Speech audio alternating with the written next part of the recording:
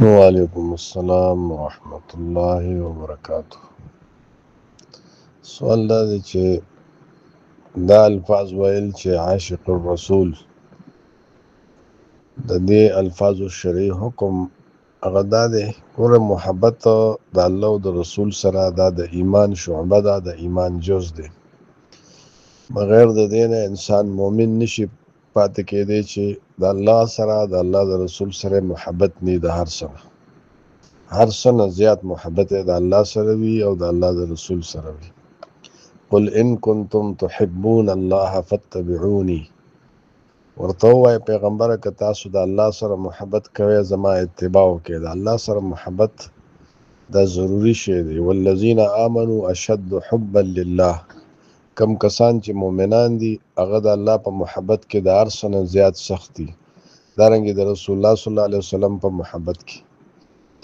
نو دا د ایمان شعبه ده غټه، لیکن بعض الفاظ هغه غیر شرعي الفاظ دي، لکه عشق الرسول، عاشق الرسول، د الله سره عشق او د رسول سره عشق، لکه بعض شاعران په شعرونو کې استعمالي، یا د مبتدعين وغیرہ داسې الفاظ د رسول الله صلی الله علیه وسلم په باره کې وي یا د الله په باره کې وي. دا بے ادبي ده، د الفاظ د ادب نه دي. ځکه عشق چې دی دا اکثر په مجازي محبتونو کې استعمالیږي، او هغه محبت کې چې هغې کې مطلب دا چې شایبه د شهوت وي، د خواهشات وي. او عشق اکثر د زنانو سره محبت باره کې عام طور سره استعمالیږي چې دا پلان کې عاشق ته پلان کې معشوقه ده. لیلا او مجنون باره کې د عشق او د معشوق او د عاشق او د معشوق خبرې مشهوري. نو د الله او د رسول په باره کې داسې الفاظ ویل دا ادب نه دی، دا بې ادبي ده. داسې وایه چې د الله او د رسول سره زه محبت ساتم، احب الله ورسوله، د الله او د رسول سره محبت دی. دا شرعي لفظ دی، قرآني لفظ دی، حدیثو کې ثابت دی محبت لفظ.